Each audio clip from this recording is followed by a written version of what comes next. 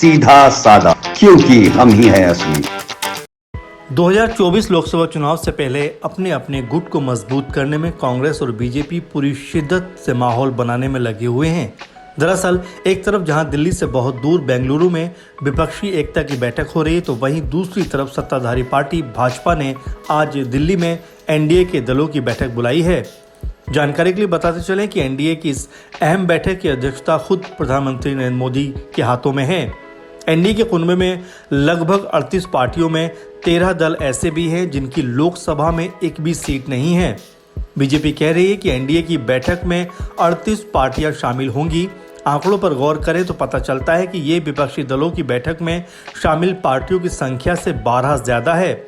BJP अध्यक्ष JP Nadda ने UPA गठबंधन को भानुमति का कुनबा बताते हुए ये तक बोल दिया कि उनके पास ना तो नेता है, ना नियत और ना ही फैसला लेने की ताकत।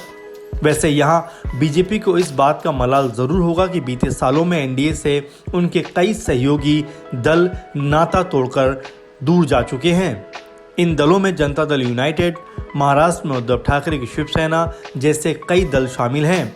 हालांकि इस दौरान एकनाथ शिंदे की शिवसेना, अजीत पवार की कमान वाली एनसीपी, उत्तर प्रदेश में ओपी राजभर की सुभासपा, बिहार की जीतन राम मांझी की पार्टी हिंदुस्तानी आवाम मोर्चा और उपेंद्र कुशवाहा की राष्ट्रीय लोक समता पार्टी भी भाजपा के साथ आ गई है।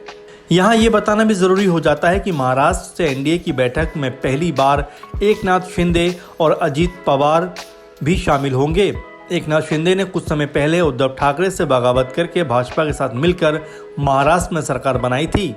वहीं इसी महीने शरद पवार की पार्टी एनसीपी में भी बड़ी बगावत देखने को मिली।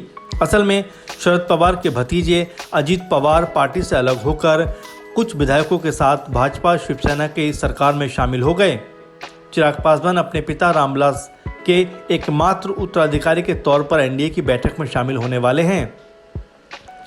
वहीं बीजेपी ये उम्मीद भी कर रही है कि हिंदुस्तानी आवाम मोर्चा के जीतन राम मांझी के जुड़ने के बाद बिहार में महादलितों का वोट उनके पाले में आ सकता है।